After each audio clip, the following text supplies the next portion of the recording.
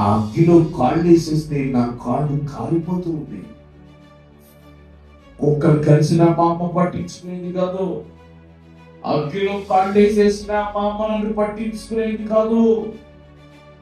నన్నుగా పట్టించుకున్న ఆ మహాదేవుని పేరు నజరేయుడైన యేసు మనసు మీద పడేసి, ఈ కళ్ళు లేని కుట్టోడు నాకొద్దు, వీడిని చంపేయండి, ఈ కుట్టోడు నాకొద్దు, వీడిని చంపేయడానికి కేకలు పెట్టేదంట మా అమ్మ.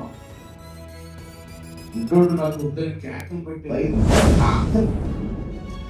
ఆకలికి తట్టుకోలేక వాళ్ళిద్దరూ అన్నం తింటూ ఉంటే నేను ఒక్కటే ఆకలికి తట్టుకోలేక, అమ్మా నాకు కూడా అన్నం పెట్టమ్మా, నాకు కూడా అన్నం పెట్టంటే మా అమ్మ నన్ను కాలుతుందని, ఏం పోతుందని నీకు అన్నం పెట్టాలి మోకాడి మీద పొర పెట్టుకుని ఏడ్చేవాడిని. మా నాయనమ్మనిది, దేవుడా వీడిని చంపే, ఇలాంటి కుట్టోడు బ్రతకొద్దు, దేవుడు ఎవరు అంటే నిష్ప్రయోజకులను ప్రయోజకులుగా మార్చగలిగిన వాడు. వీడెందుకు పనికిరాడండి అని సమాజం అంటది. దేవుడు అంటాడు వాడు పనికొస్తాడు అంటాడు. వింటున్నారా? సమాజం అంటుంది వీడెందుకు పనికిరాడండి అని. కానీ దేవుడు అంటాడు వాడు పనికొస్తాడో. పనికిరాని వారిని పనికొచ్చే వారుగా చేసే దేవుడు, ఆయన పేరు యేసు. పనికిరాని వారిని పనికొచ్చే వారుగా చేసే దేవుడు. ఆ మాట అర్థమవుతుందా? ఒకసారి చెప్పండి. పనికిరాని వారిని పనికొచ్చే వారుగా చేసే దేవుడు, ఆయన పేరు నజరేయుడైన యేసు. ఒకప్పుడు నేను పనికిరానండి, ఒకప్పుడు నేను ఎవరిని పనికిరానండి. నా తల్లిదండ్రులకు నేను పనికిరానండి, నా అన్నదమ్ములకు అందరికీ నేను పనికిరానండి.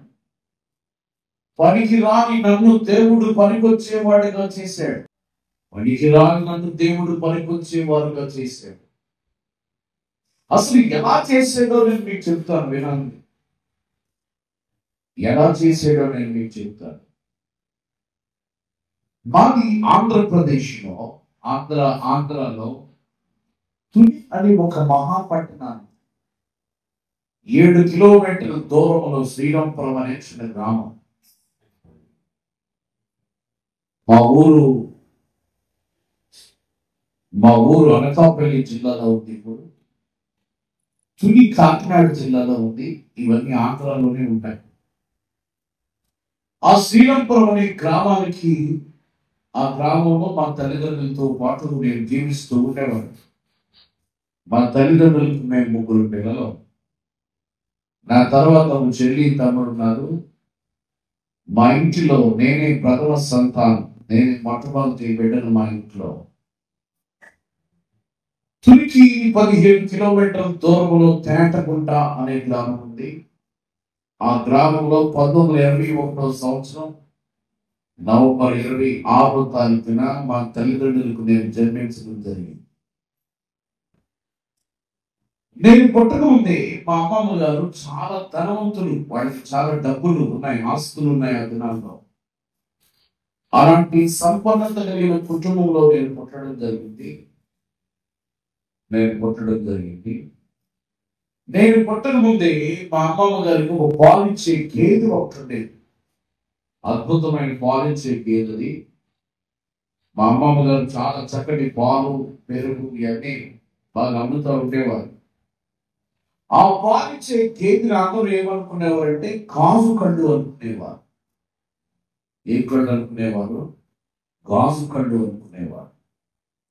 నేను పుట్టిన వెంటనే నన్నేమనుకున్నారంటే ఆ గేదెలాగే నా కళ్ళు కూడా గాజు కళ్ళు అనుకున్నారు.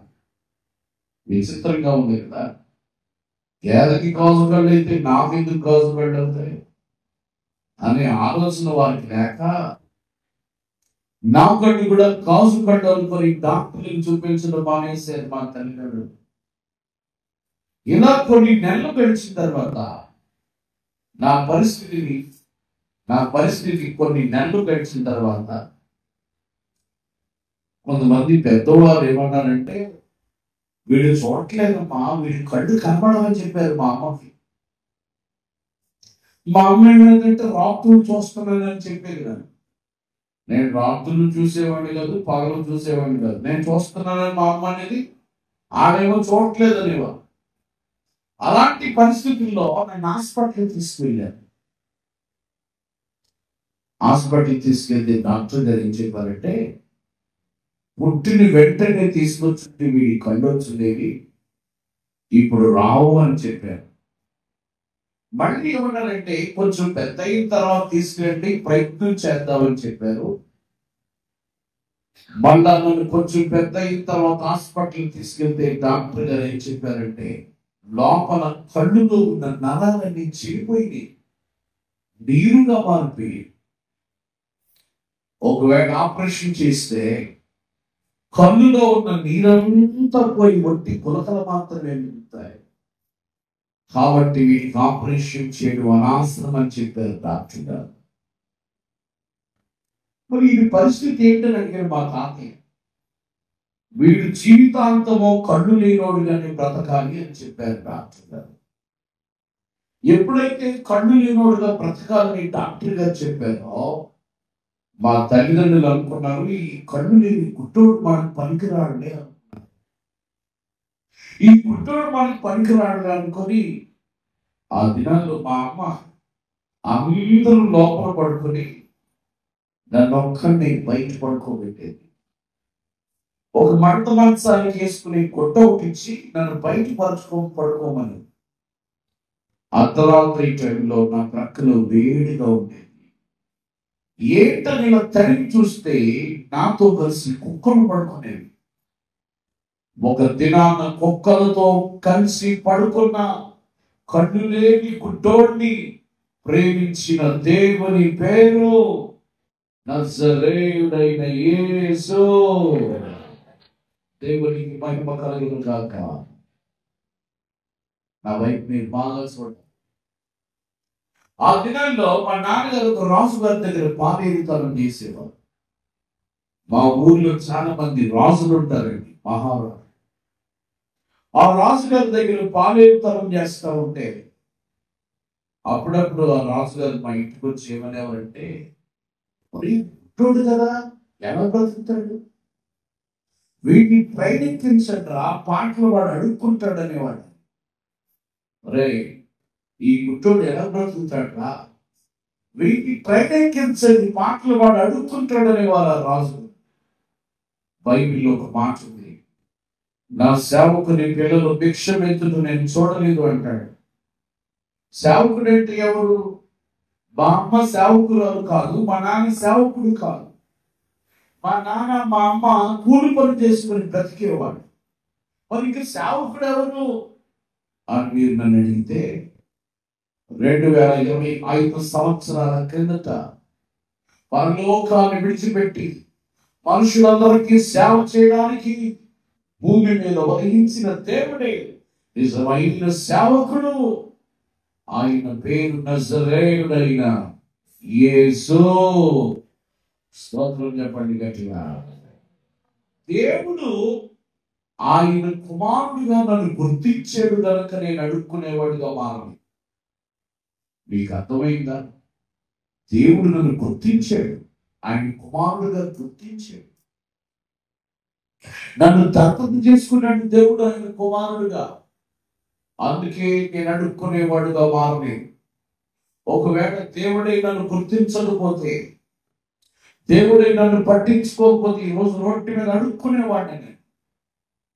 నాకంటే చాలా మంది గొప్పోళ్ళు, చాలా మంది గుడ్డోళ్ళు అడుక్కుంటున్నారు.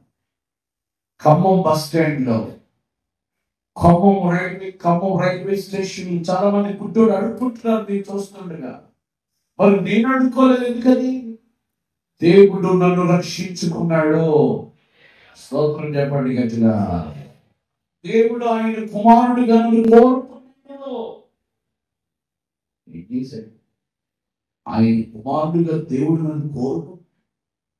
ఆ దినాల్లో నాకు భయంకరమైన కళ్ళు మంటలు వస్తూ ఉంటాయి. నా కళ్ళు విపరీతంగా మండిపోతూ ఉండేవి. ఘోరమైన మంట, కళ్ళు మంటతో ఏడుస్తూ ఉండేవాడు. తట్టుకోలేని కళ్ళు మంట, భయంకరమైన కళ్ళు మంటతో ఏడుస్తూ ఉంటే మా నాయనమ్మ అనేది, దేవుడా వీడిని చంపే, ఇలాంటి పుట్టోడు బ్రతకొద్దు, దేవుడా వీడిని చంపే అనేది మా నాయనమ్మ. నన్ను చంపేయమనేది మా నాయనమ్మ. ఎప్పుడో చచ్చిపోవలసిన కళ్ళు లేని గుడ్డోడు, ఎప్పుడో మా నాయనమ్మ ప్రార్థించినట్టుగాని చచ్చిపోవలసిన కళ్ళు లేని గుడ్డోడిని దేవుడు నన్ను బ్రతికించాడు. భయంకరమైన కళ్ళు మంట. ఉదయం లేచేసరికి ఒక 2-3 చెంబులు నీటితో కళ్ళు కడుక్కుంటే కానీ కళ్ళు మంట తగ్గేది కాదు. ఘోరమైన మంట. పొడుపు కళ్ళకి తగ్గితే మంట ఇంకా ఎక్కువైపోయింది. మోకాళ్ళ మీద పొర పెట్టుకుని ఏడ్చేవాడిని, కళ్ళు మంట తట్టుకోలేదు. అప్పుడు మా నాయన వాడిని చంపేయలేదు. దేవుడు బ్రతికించాడు. దేవుడికి బ్రతికించడం తప్ప చంపే అలవాటు లేదు. ఆ దినంలో మా అమ్మ మా చెల్లికి తమ్ముడికి అన్నం పెట్టేది, నాకు అన్నం పెట్టేది. వాళ్ళిద్దరు వరండాలో కూర్చుని అన్నం తినేవారు. నాకు కూడా అన్నం పెడతాదనే ఆలోచనతో నేను కూడా కూర్చునేవాడు. నాకు అన్నం పెట్టేది కాదు. భయంకరమైన ఆకలికి తట్టుకోలేక వాళ్ళిద్దరూ అన్నం తింటూ ఉంటే నేను ఒక్కనే ఆకలికి తట్టుకోలేక, అమ్మా నాకు కూడా అన్నం పెట్టమ్మా, నాకు కూడా అన్నం పెట్టంటే మా అమ్మ నన్ను కాలుతుందని, ఏ పాటుందని నీకు అన్నం పెట్టాలని, నువ్వు ఎందుకు పనికొస్తావని నీకు అన్నం పెట్టాలనేది మా అమ్మ. మా నాన్న కూడా అవే మాటలు మాట్లాడేవాడు. నువ్వు ఎందుకు పనికొస్తావని నీకు అన్నం పెట్టాలా, నీ వల్ల ఏ ప్రయోజనం ఉందని నీకు అన్నం పెట్టాలనేవాడు. మా నాన్న నాకు అన్నం పెట్టేవాడు కాదు, మా అమ్మ నాకు అన్నం పెట్టేది కాదు. ఎక్కడైనా ఫంక్షన్లు జరిగితే అక్కడికి వెళ్ళిపోయేవాడు, వాళ్ళు నాకు అన్నం పెడతారేమో. ఎవరైనా భోజనం తింటా ఉంటే వాళ్ళ దగ్గరే నిలబడేవాడిని, కనీసం ఒక ముద్ద అన్నం పెడతారేమో. నా ఒళ్ళంతా వాసన వచ్చేది. నేను ఎవరు మంచం మీద కూర్చుంటే ఆ వాసన మంచానికి అంటుకుంటుందేమో అని వారు దుప్పడు తీసేసుకునేవారు. నాదొక శాపగ్రస్తమైన జీవితం, నాది పాడైపోయిన బ్రతుకు, చెడిపోయిన జీవితం. అలాంటి దిక్కుమాలి బ్రతుకుతున్న నన్ను ప్రేమించిన దేవుని పేరు నజరేయుడైన యేసు. స్తోత్రం చెప్పండి గట్టిగా. 2 చేతులు పెట్టి గట్టిగా స్తోత్రం చెప్పాలి. హల్లెలూయా. నా వైపు మీరు బాగా చూడాలి. ఆ దినంలో కాస్త నాకు ఊహ తెలిసిన తర్వాత, అంటే నాకు కళ్ళు కనబడవు అని నాకు తెలిసిన తర్వాత, మా అమ్మ అనేది, రే నీ మొహం చూస్తూ ఉంటే పచ్చిపాటికి ఇచ్చుకొని కాల్చేయాలనిపిస్తుందని. మా అమ్మ నా మొహం కాల్చేయాలనుకుందండి. దేవుడు కాలకుండా కాపాడాడు. మళ్ళీ అనేది మా అమ్మ, రే నిన్ను చూస్తూ ఉంటే నీ నోట్లో ఎండ్రును పోసి చంపేయాలనిపిస్తుందా, నిన్ను చంపేసి ఒక 7 పేసి ఊరుకోవాలనిపిస్తుందని. మళ్ళీ అనేది మా అమ్మ, నీ చిన్నప్పుడే నీ నోట్లో చిన్న దాన్ని తీస్తే చచ్చేవాడుగా అని మా అమ్మ. నిన్ను కిరసనాలు పోసి తగలేసేయాలనిపిస్తుంది అనేది. మా అమ్మ చేతిలో నేను చచ్చిపోకుండా,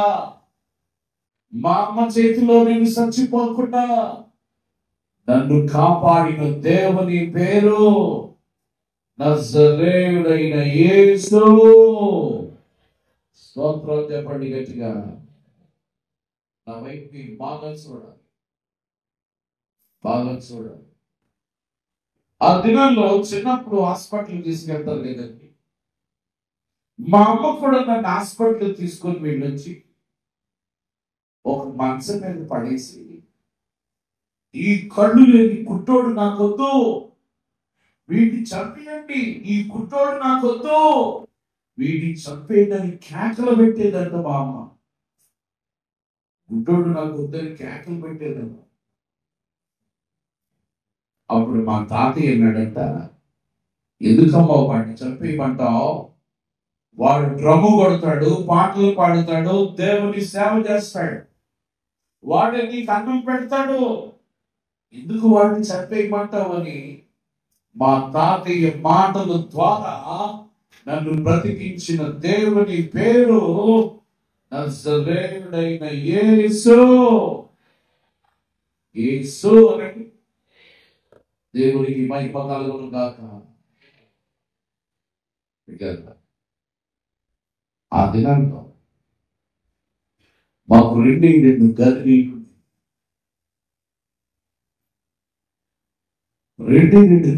ఉండేది.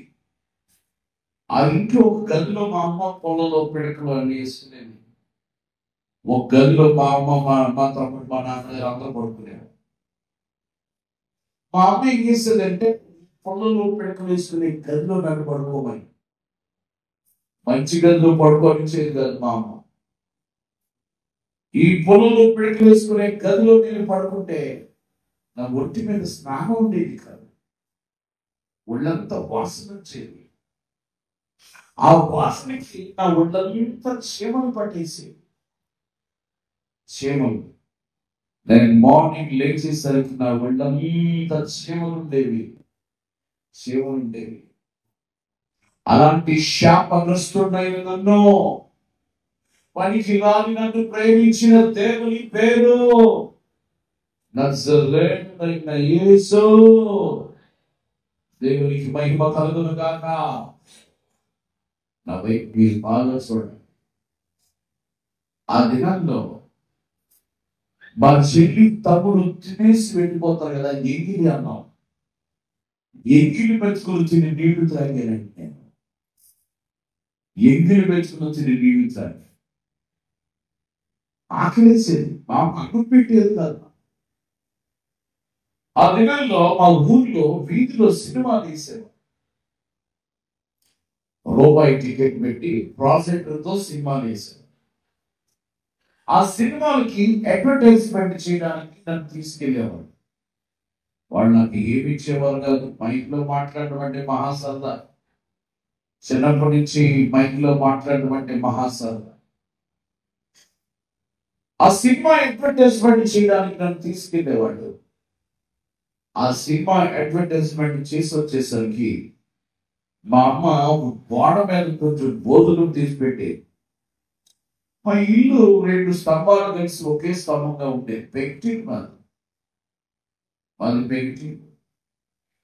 ఆ స్తంభం మీద పెట్టేది మా అమ్మ. ఒక గిన్నెలో కొంచెం భోజనం తీసి నేను తీసుకొని తినే లోపల ఆ భోజనం నిండా చీమలు పట్టేసి ఆ చీమలు పట్టిన భోజనం నేను తింటా ఉంటే నాతో పాటు కుక్కలు కూడా కలబడి తింటూ ఉండే. ఒక ప్రక్కని నేను, ఒక ప్రక్కని కుక్కలు కలిసి భోజనం చేసిన, కుక్కలతో కలిసి చీమల భోజనం చేసినటువంటి కన్ను లేని గుడ్డోడిని ప్రేమించిన దేవుని పేరు నజరేయుడైన యేసు. స్తోత్రం చెప్పండి గట్టిగా, అందరూ చెప్పండి గట్టిగా, గట్టిగా చెప్పాలి. అందరి స్వరం వినపడాలి దేవునికి. గట్టిగా చెప్పండి గట్ట.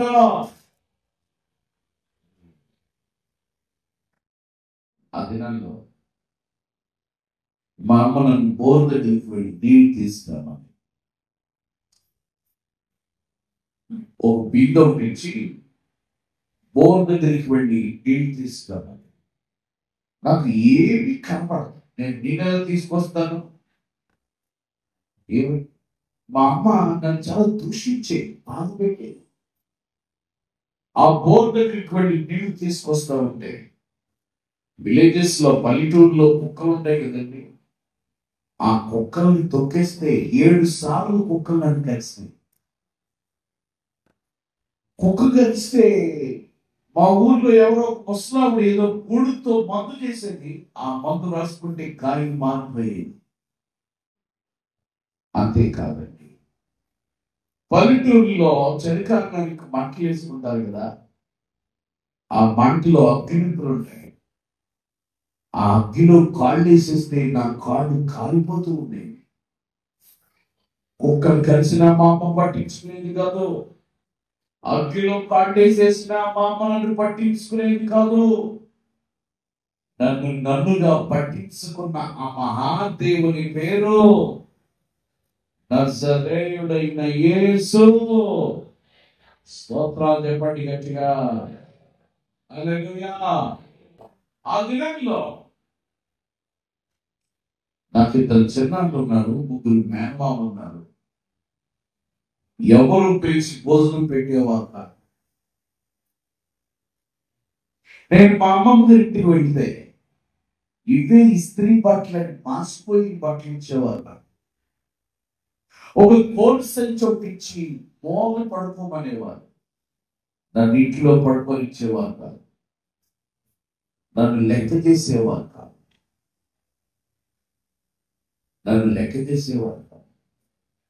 మా అమ్మమ్మ గారి ఇంటి పక్కన ఒక ఎర్రావుడు ఉండేది. ఆవిడ ఎరిది, నువ్వు పుట్టోడివి, చావచ్చు కదా, నీలాంటి పుట్టోడు ఎందుకురా, చావచ్చు కదా అనేవారు నన్ను. మా ఊళ్ళందరూ నేను చావాలని కోరుకున్నానండి. నాలాంటి పుట్టోడు బ్రతకూడదని కోరుకున్నారు మా వాళ్ళంతా. నేను బ్రతకాలని కోరుకున్న నా దేవుడు, నా వైపు మీరు బాగా చూడాలి, నేను బ్రతకాలని కోరుకున్న నా దేవుని పేరు నజరేయుడైన యేసు. స్తోత్రం చెప్పండి గట్టిగా, అందరూ చెప్పండి హల్లెలూయా. ఆ దినం మా అమ్మ పొలానికి వెళ్ళిపోతూ ఒక గోడ మీద కొంచెం శ్రద్ధను తీసిపెట్టేది. శ్రద్ధను అంటే మీకు తెలుసా, రాత్రి అన్నంలో గెంటి వేసుకొని మార్నింగ్ తింటే దాన్ని శ్రద్ధను అంట. మా అమ్మ శ్రద్ధనం పెట్టేది, నాకు శ్రద్ధనం పెట్టేది. అది మార్నింగ్ నేను లేచే లోపల కుక్కలు తినేసేది. నేను వేగంగా లేవలేకపోయేవాడు, మార్నింగ్ త్వరగా లేవలేకపోయాడు, ఎందుకంటే నా కళ్ళు మండిపోతూ ఉండేవి. మా నాయన ఏం చేసేదంటే నా తల మీద ఉసుగ్గాయ పెరుగులో నానబెట్టేసేసేది. తల అంతా బరువు అయిపోయేది. ఆ బరువుకి తట్టుకోలేక ఆ తలలో నుంచి ఏదో రకమైన వాటర్ కారిపోతూ ఉండేది. కళ్ళు మంట, ఆ మంటకి తట్టుకోలేక ఏడుస్తూ ఉంటారని చేసేది మా నాయన. దేవుని బిడ్డరా, ఈ మార్నింగ్ నేను లేచే లోపల ఈ సద్దాన్ని కుక్కలు తినేసి, ఆ రోజు ఇంత ఆకలికి తట్టుకోలేక షాపు దగ్గర అడుక్కునేవాడిని. టీ హోటల్స్ ఉంటాయి కదా, టీ హోటల్స్ దగ్గర అడుక్కునేవాడిని. ఎవరైనా రూపాయి ఇస్తే పాట పాడేసేవాడిని, ₹1 ఇస్తే పాట పాడేసేవాడిని. సినిమా పాటలు పాడుతుంటూ రోడ్డు మీద అడుక్కునేవాడిని. రోడ్డు మీద సరైన బట్టలు లేక, సరైన స్నానం లేక నా ఒళ్ళంతా తామర వచ్చేసి, తామర భయంకరమైన తామర గచ్చితో ఏడుస్తూ ఉండేవాడు. ఆ తామర గచ్చితోనే నన్ను ఒక స్కూల్లో జాయిన్ చేశారు మా వాడు. అక్కడికి వెళ్ళిన తర్వాత తామర ఎక్కువైపోయింది. ఆ తామర గచ్చితో ఏడుస్తూ ఉంటే అందరూ అసహించుకునేవారు నన్ను. తామర గచ్చితో ఏడుస్తున్నాను, దిక్కు తోచక అడుక్కుంటూ రోడ్డు మీద అడుక్కుంటూ అల్లాడిపోతూ ఉన్నాను. సత్యానంద గారిని ఒక గొప్ప దైవజనుడు, ఆయన ఇప్పుడు విశాఖపట్నంలో ఉంటున్నారు. ఆ గొప్ప దైవజనుడు నన్ను చేర తీసి హాస్పిటల్ తీసుకొని వెళ్ళి వైద్యం చేయించి నన్ను దేవుని మందిరానికి నడిపించాడు. ఈ మందిరానికి కాస్త చెప్పండి అమ్మా. దేవుని మందిరానికి నడిపించబడ్డాను. మీకు సీక్రెట్ చెప్పాలి. అదేంటంటే దేవుని మందిరానికి వచ్చిన వారిని ఎలాంటి వారినైనా సరే దేవుడు పట్టించుకుంటాడు. స్తోత్రం చెప్పండి గట్టిగా. మందిరానికి బయట ఉన్న వాళ్ళతో దేవుడికి సంబంధం లేదు. ఇప్పుడు హాస్పిటల్కి వెళ్ళి డాక్టర్ గారు పట్టించుకుంటారా, గేట్ దగ్గర ఉన్నవాడిని పట్టించుకుంటారా? మాట్లాడండి. డాక్టర్ గారు పేషెంట్ చూడాలంటే పేషెంట్ ఎక్కడికి వెళ్ళాలి? డాక్టర్ గారి దగ్గరికి వెళ్ళాలి. అలాగే మందిరానికి వచ్చే వారి మీద దేవుని కను దృష్టి ఉంటుంది. దేవునికి స్తోత్రం చెప్పండి గట్టిగా. మందిరానికి వచ్చే వారిని దేవుడు అబ్జర్వేషన్ లో పెడతాడండి. చూస్తాడే. నువ్వు కాళ్ళు సాగు, నువ్వు పాళ్ళు సాగు కూర్చున్నావో,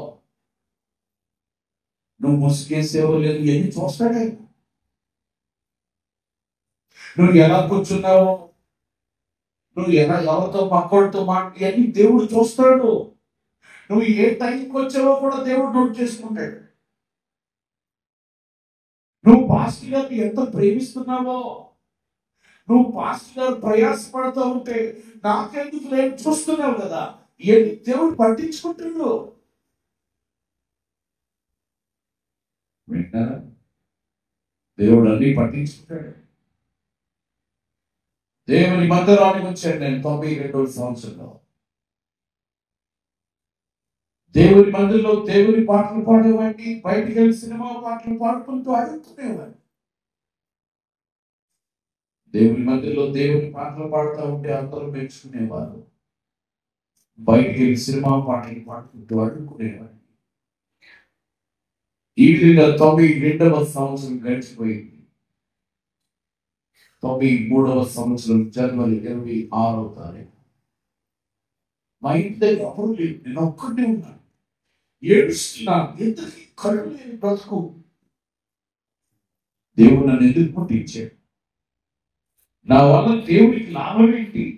ఈ కళ్ళు లేని బ్రతుకు నాకు ఎందుకో అని ఏడుస్తా ఉన్నా. నేను ఎక్కవలసిన బస్సు నా పక్క నుంచి వెళ్ళిపోతే అది బస్ కోసం 2 గంటలు ఎన్నో ఈడ్చిన రోజులు నాకు తెలుసు. బాత్రూమ్ ట్రైనింగ్స్ లో నా కాళ్ళు పడిపోతే, నా నడుముకి దెబ్బలు తగిలితే ఏడ్చిన రోజులు నాకు తెలుసు. ఎందుకు కళ్ళు నేను బ్రతుకో అని ఏడుస్తావు. ఒక స్వరం నాతో మాట్లాడు. నా కుమారుడా, నేనే నిన్ను పుట్టించాను, నా కోసం పాడగలుగుతావా? నా కుమారుడా, నేనే నిన్ను పుట్టించాను, నా కోసం పాడగలుగుతావా అనే స్వరం 3 సార్లు నాతో మాట్లాడింది. ఎప్పుడైతే ఆ స్వరం నాతో మాట్లాడిందో నా హృదయంలో ఉన్న బరువంతా తేలికైపోయింది. దేవుని సమాధానం నాలోనికి రావడం మొదలైంది. స్తోత్రం, హల్లెలూయా. అప్పుడు దేవుడు నాకు ఒక పాట నేర్పించాడండి. పాట పాడారు ఒకసారి మీకోసం. చాలా మంది చెప్పట్లేదు, ఓట్లు ఎక్కువ పడలేదు. స్తోత్రం చెప్పండి గట్టిగా. ఏం పాడతారండి? మీకంటే మేమే బాగా పాడతామంటారా?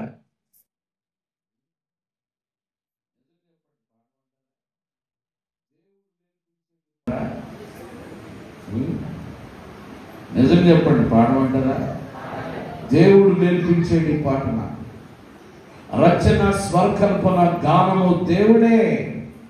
ఈ క్రెడిట్ అంతా దేవునికే చెల్లాలి. దేవుడే నేర్పించేది పాట, నాదేగా దేవుడిది పాట. ఇది మీ అందరికి వచ్చు, అయినా నేను పాడతాను. జీమయ్య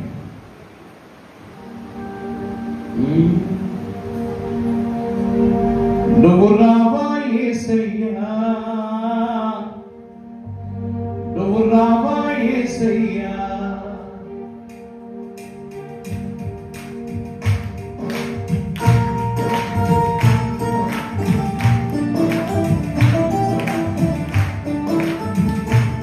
యేసయ్యా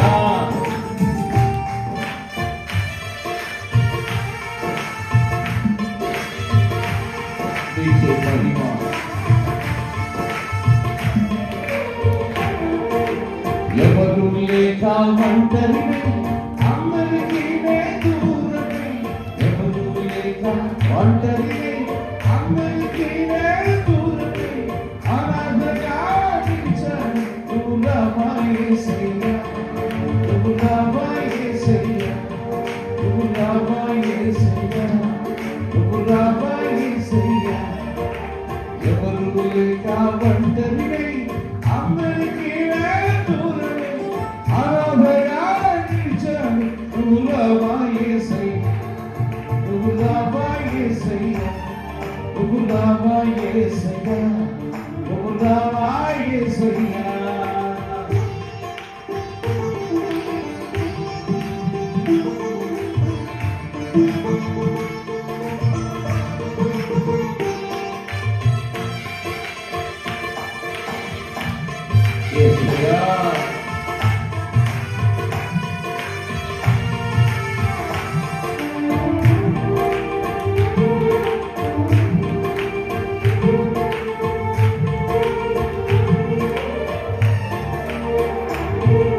స్నేహితులని అమ్మాడు మోసం చేశాడు బంధువులని నమ్మాడు ద్రోహం చేశాడు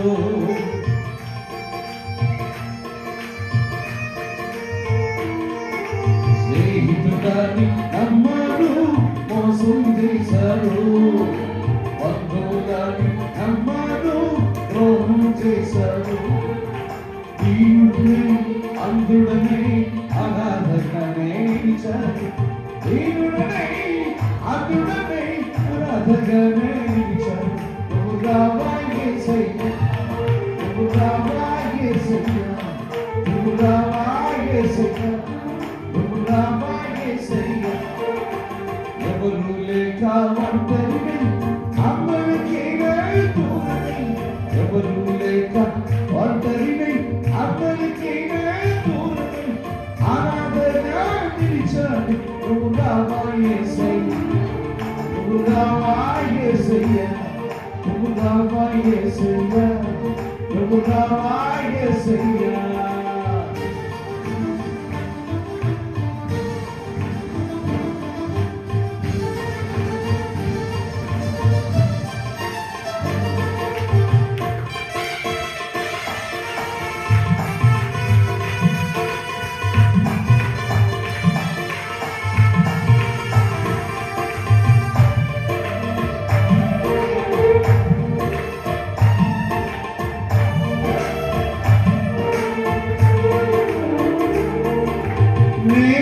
నేనున్నానని అందరూ అంటారు కష్టాల్లో బాధలు వారు తొలగిపోతారు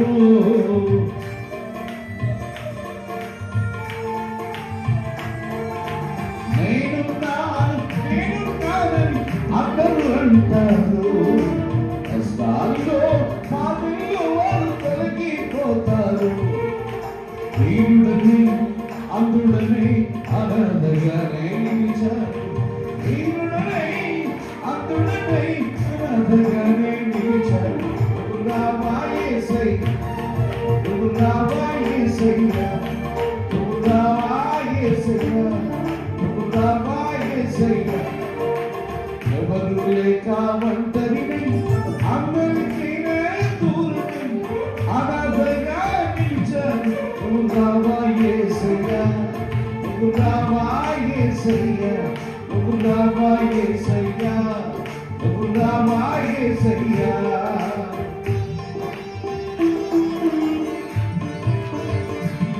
యేసయ్యా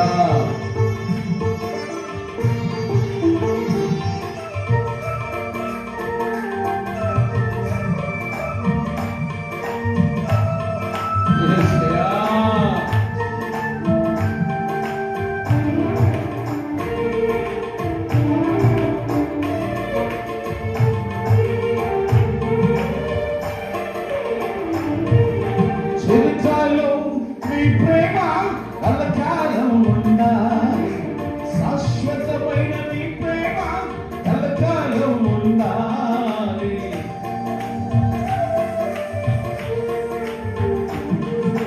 చరిత్రలో మీ ప్రేమ కలకాలం ఉండాలి ఉన్నది, శాశ్వతమైన నీ ప్రేమ కలకాలం ఉన్నది. వీరుడై అందుడనై అనాథగానే నిలిచాను, వీరుడనై అందుడనై అనాథగానే నిలిచాను. నువ్వు నా యేసయ్య, నువ్వు నా యేసయ్య, నువ్వు నా యేసయ్య, నువ్వు నా యేసయ్య. ఎవరు లేక ఒంటరి అందరికీ దూరమై అనాథగా నిలిచాను. నువ్వు నా యేసయ్య, నువ్వు నా యేసయ్య, నువ్వు నా యేసయ్య, నువ్వు నా యేసయ్య. యేసయ్య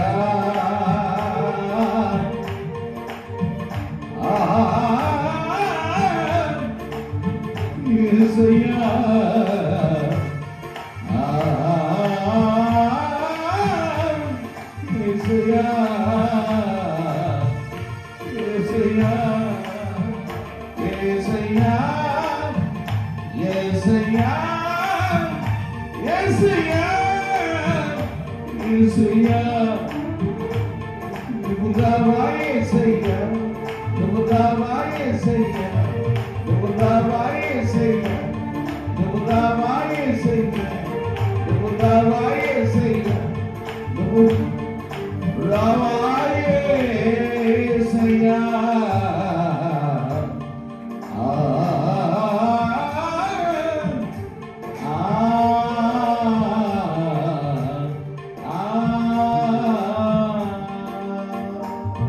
ఒక ఐడియా జీవితాన్ని మారుస్తుంది అనేవాడు. ఏమనేవాడు? ఒక ఐడియా జీవితాన్ని మారుస్తుంది అనేవాడు. అది ఎంతవరకు నిజమో నాకు తెలియదు, కానీ ఒక పాట కళ్ళు లేని గుడ్డోడిని ప్రపంచానికి పరిచయం చేసింది. స్తోత్రం చెప్పి చెప్పండిపోతాయి. ప్రతి ఒక పాట, ఈ పాట పాడుతూ 93వ సంవత్సరం అంతా దేవునికి సేవ చేయడానికి దేవుడు పంపించాడు. స్తోత్రం చెప్పండి గట్టిగా, అందరూ చెప్పండి హల్లెలూయా. ఈ పాట పాడుతూ 93వ సంవత్సరం అంతా దేవునికి సేవ చేయడానికి దేవుడు కృప చేశాడు. ఈ విధంగా 93వ సంవత్సరం గడిచిపోయింది. 94వ సంవత్సరం జనవరి 31వ తారీఖు రాత్రి, 94వ సంవత్సరం జనవరి 31వ తారీఖు రాత్రి నేను దేవుని మందిరానికి నడిపించబడ్డాను. దేవుని సేవకుడు నన్ను దేవుని మందిరానికి తీసుకొని వెళ్ళాడు. దేవుని వాక్యం బోధిస్తున్నాడు ఆ దైవజనుడు. యెషయా గ్రంథంలో నుంచి మాట్లాడుతాడు. భయపడకో, పేరు పెట్టి నేను నిన్ను పిలిచాను. 43వ అధ్యాయం మొదటి నుంచి.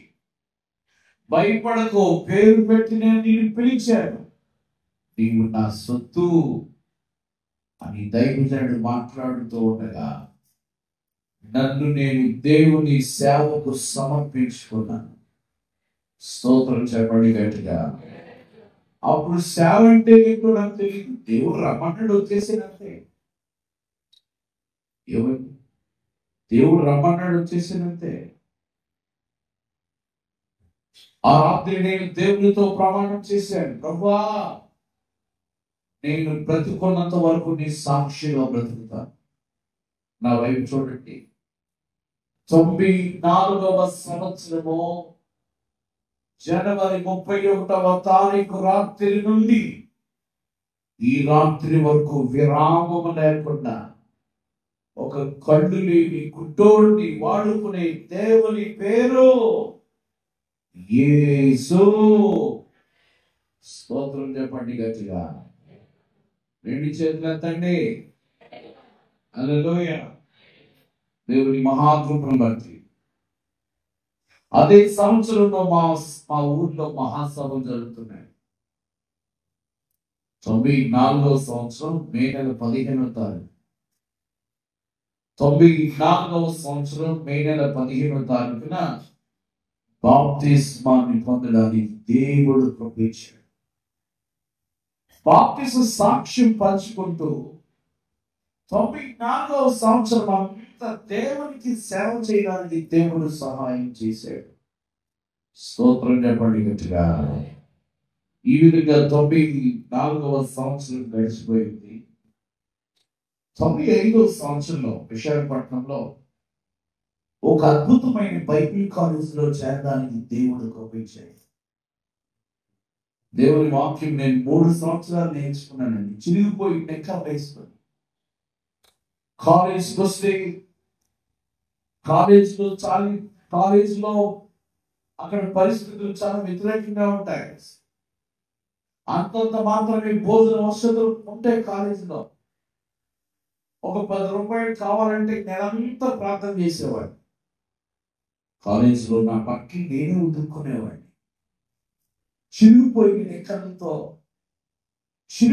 నెక్కలతో మాసిపోయిన సెటిల్ వేసుకొని 3 సంవత్సరాలు దేవుని వాక్యాన్ని నేర్చుకోవడానికి దేవుడు కృపించాడు.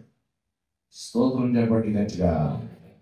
3వ సంవత్సరంలో 5 ఇయర్ లో దేవుడు 3 రోజులు ఉపవాసం ఉండమన్నాడు.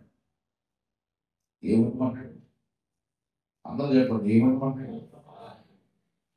దేవుడు 3 రోజులు ఉపవాసం ఉండమన్నాడు. ఉపవాసం నుండి ప్రార్థన చేస్తూ ఉండగా దేవుడు నాతో మాట్లాడుతున్నాడు. నా కుమారుడా, నేను నిన్ను యెహోషువ వలె వాడుకుంటానన్నాడు. స్తోత్రం చెప్పండి గట్టిగా. అందరూ చెప్పండి హల్లెలూయా.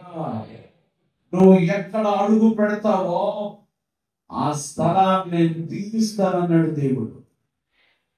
ఆమె చెప్పండి. దేవునికి మహిమ కలుగును గాక. దేవునికి మహిమ కలుగును గాక అంటే ఆమె అనాలి. దేవునికి మహిమ కలుగును గాక. స్తోత్రం చెప్పండి గట్టిగా. దేవుడు మాట్లాడాడు కాలేజీ.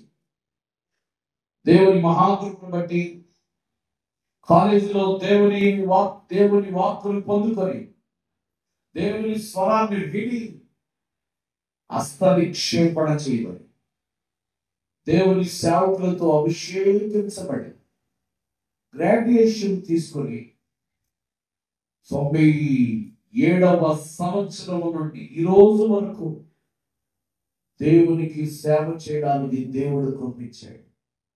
దేవునికి స్తోత్రం కలుగును గాక. నాకు మొదటిగా బైబిల్ కాలేజీలో అభిషేకం జరిగింది. రెండోదిగా గుంటూరులో పెరంగపురం అనే ప్రాంతం,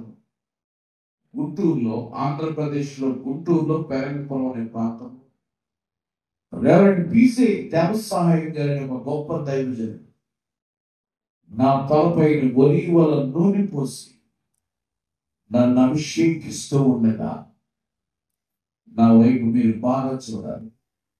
నా తలపైన ఒలీవల నూనె పోసి నన్ను అభిషేకిస్తూ ఉండగా స్వస్థత, వివేచన, ప్రవచన వరాన్ని దేవుడు నాకు ఇచ్చాడు. దేవునికి స్తోత్రం చెప్పండి గట్టిగా. 2 చేతుల పైకి గట్టిగా దేవునికి స్తోత్రం చెప్పండి. కొన్ని వేల ప్రసంగాలు తయారు చేసుకొని బోధించగలిగే కృప దేవుడు నాకు ఇచ్చాడు. అంతేకాదండి, కొన్ని వేల పాటలు దేవుడు నాకు నేర్పించాడు.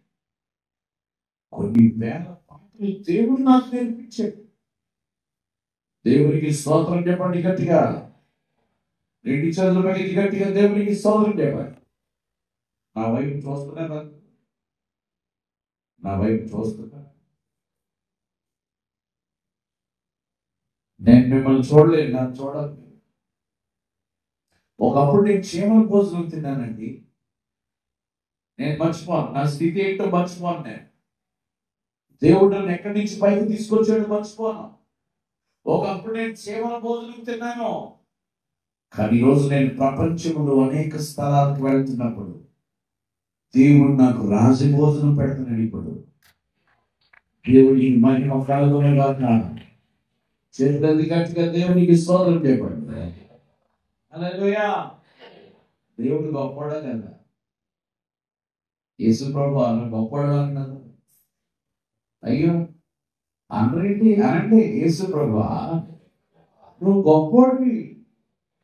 స్తోత్రం చెప్పండి గట్టిగా. హల్లెలూయా. ఒకప్పుడు నాకు బట్టలు లేవు, చిరిగిపోయి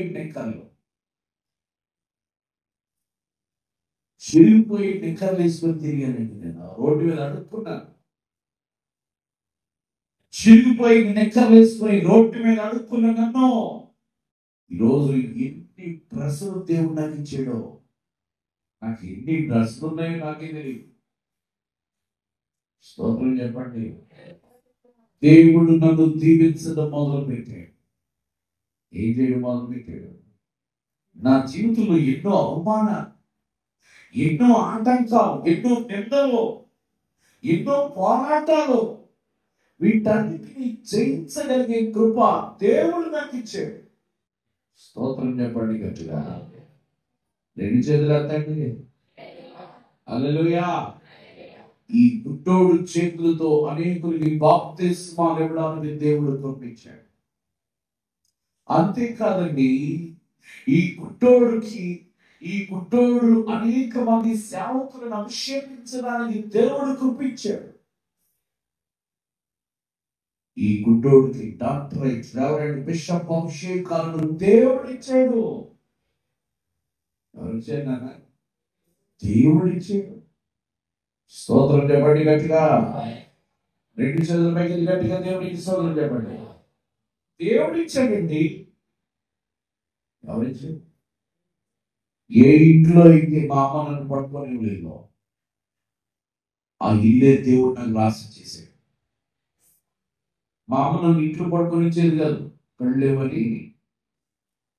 మా అమ్మకి నేను 16-17 సంవత్సరాల వయసులో పుట్టాను. అప్పుడు చిన్నప్పుడే వివాహాలు చేసేవారు, బాల్య వివాహాలు. మా నాన్నగారు మా అమ్మకి మేనత్త కొడుకు అవుతాడు. మేనత్త కొడుకుని మా అమ్మకి వివాహం చేశారు. మా నాన్నగారికి మా అమ్మకి ఏజ్ చాలా డిఫరెన్స్ ఉంటుంది. మా అమ్మ చిన్న వయసులోనే నేను జన్మించాను. అందుకే నన్ను అసహించుకునేది మా అమ్మ. ఎందుకు పుట్టాడా ఎలాంటి గుడ్డోడు. నన్ను గదిలో పడుకొనిచ్చేది కాదు, నన్ను ప్రేమించేది కాదు, నన్ను పట్టించుకునేది కాదు మా అమ్మ. అలాంటి పరిస్థితుల్లో ఏ ఇంట్లో అయితే మా అమ్మ నన్ను పడుకోలేదో ఆ ఇల్లే దేవుడు నాకు రాసి ఇచ్చేసాడు. స్తోత్రం చెప్పండి గట్టిగా. ఆ ఇల్లు అమ్మేసి మా అమ్మమ్మ గారి ఊర్లో కొన్ని లక్షలు ఖరీదు కలిగిన ఒక అద్భుతమైన ఇల్లు దేవుడు నా కోసం కట్టాడు. నీకు చదివింది గట్టిగా దేవునికి స్తోత్రం చెప్పండి. దేవుడు ఇల్లు కట్టించాడండి. అంతేకాదు, ఇల్లు కట్టిన వెంటనే దేవుడు అన్నాడు, నాకు ఒక మందిరం కట్టమన్నాడు.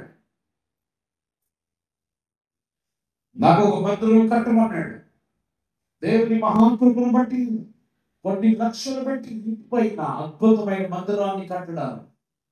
మాది కూడా డేపురాజు పాస్టర్ గారి కింద ఇల్లు, పైన చర్చి. దేవునికి స్తోత్రం కలుగును గాక. దేవునికి స్తోత్రం చెప్పండి. మీరు ఎప్పుడైనా ఎవరైనా రావాలనుకుంటున్నారా మా ఇంటికి? రావాలనుకుంటే మీ ఛార్జీని మీరు పెట్టుకోండి. దేవునికి స్తోత్రం చెప్పండి. హల్లెలూయా.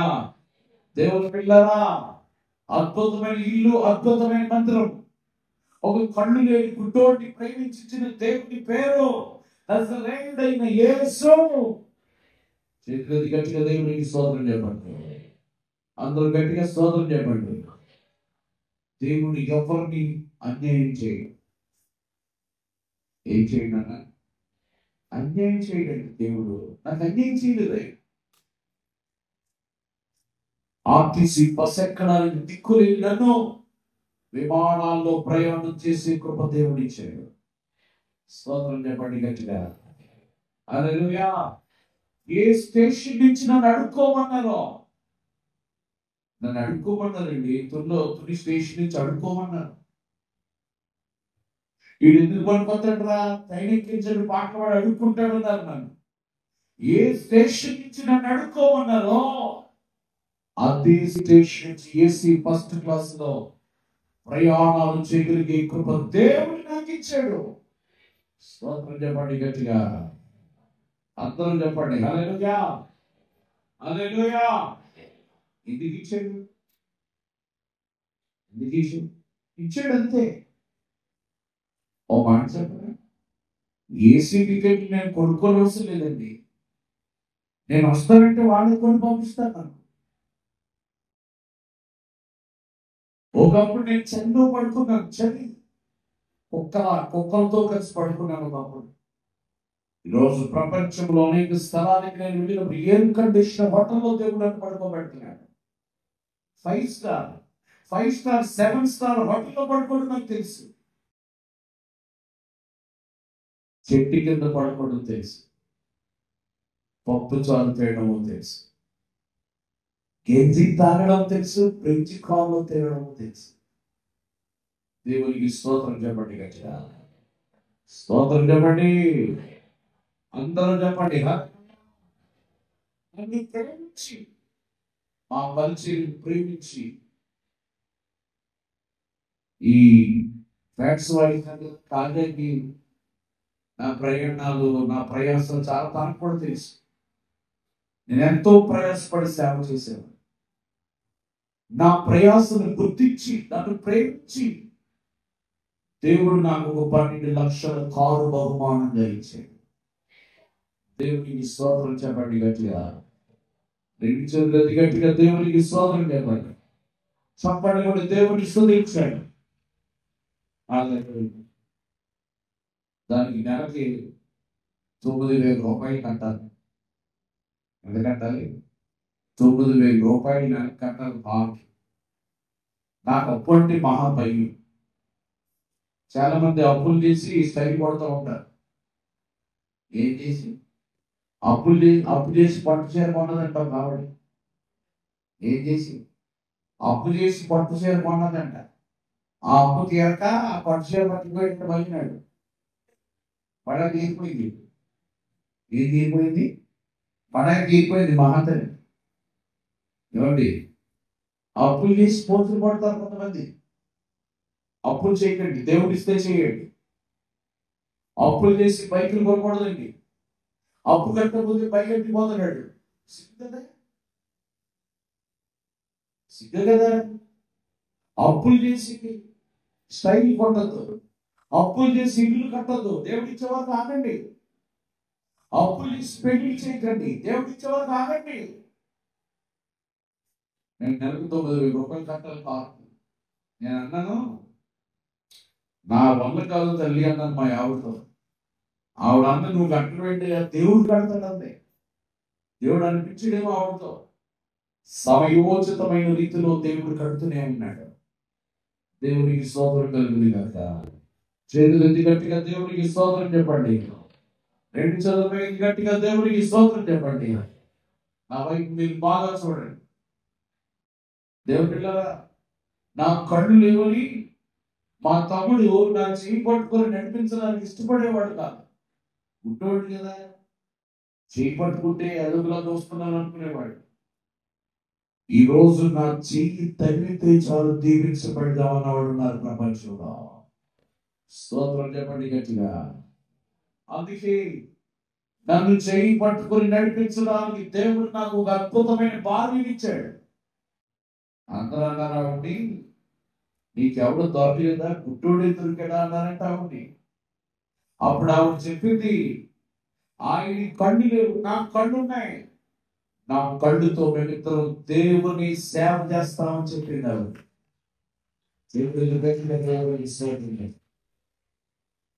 దేవుని సేవ చేయగలిగిన నాలాంటి గుట్టోడికి సేవ చేయగలుగుతారు. అందరూ చేయలేరండి, అందరూ చేయలేరు. నా భార్య నాకు ఎంతో సేవ చేస్తాను, ఎంతో సేవ. నన్ను బాత్రూమ్ తీసుకెళ్తుంది రైల్వే స్టేషన్లో, నన్ను బాత్రూమ్ తీసుకెళ్తుంది ఎయిర్పోర్ట్లో, బస్ స్టాండ్లో. నా లగేజ్ అంతా తానే మోస్తుంది. ఎంతో సేవ చేసే భార్యను దేవుడు నాకు ఇచ్చాడు. దేవునికి స్తోత్రం కలుగును గాక.